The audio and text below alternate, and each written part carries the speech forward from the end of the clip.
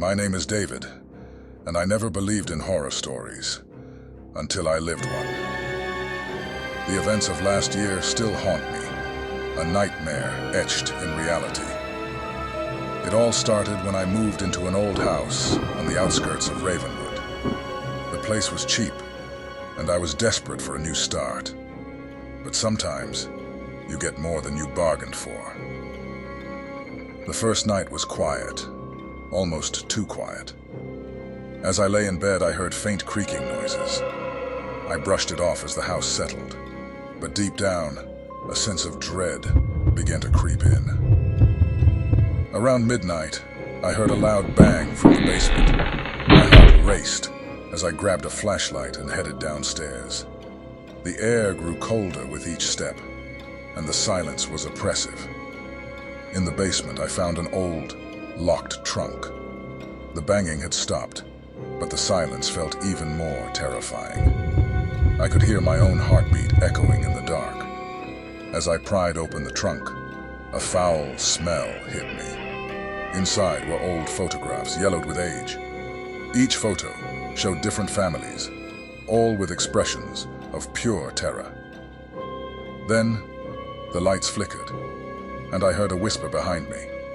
I spun around, but no one was there. The basement door creaked open on its own. A chill ran down my spine. I rushed back upstairs, slamming the door behind me. But the sense of being watched never left. The next day, I tried to convince myself it was all in my head. But that night, the banging started again. This time, more violent. Determined to find answers, I returned to the basement. As I reached the bottom of the stairs, a blood-curdling scream echoed through the house. My flashlight flickered, and for a split second I saw a shadowy figure standing behind me in the reflection of an old mirror. I whipped around, but again, nothing. The fear was suffocating. I felt a cold hand brush against my neck. I stumbled back, dropping the flashlight, which rolled away, leaving me in darkness.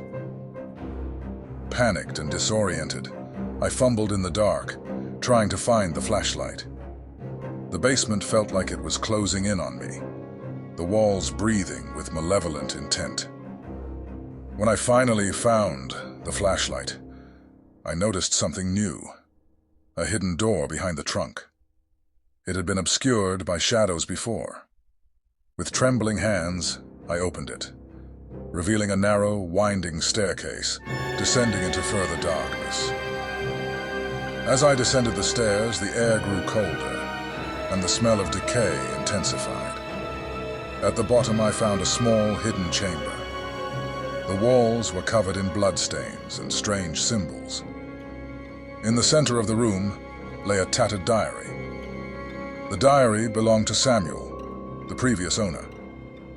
His writings were frantic, detailing a descent into madness.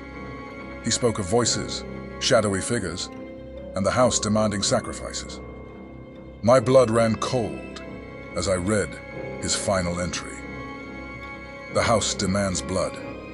I am its servant. Suddenly, the temperature plummeted, and the lights went out. I heard whispering all around me, louder and more insistent. "Join us," the voices chanted.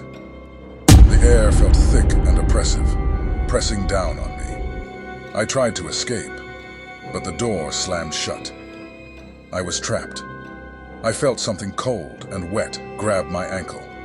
I screamed and fought to get free, but the grip tightened, pulling me toward the center of the room.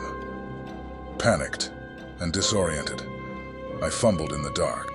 The room began to spin, and the voices grew louder, echoing in my head. My vision blurred, and I felt myself slipping into unconsciousness. The last thing I saw was a pair of glowing red eyes staring at me from the darkness.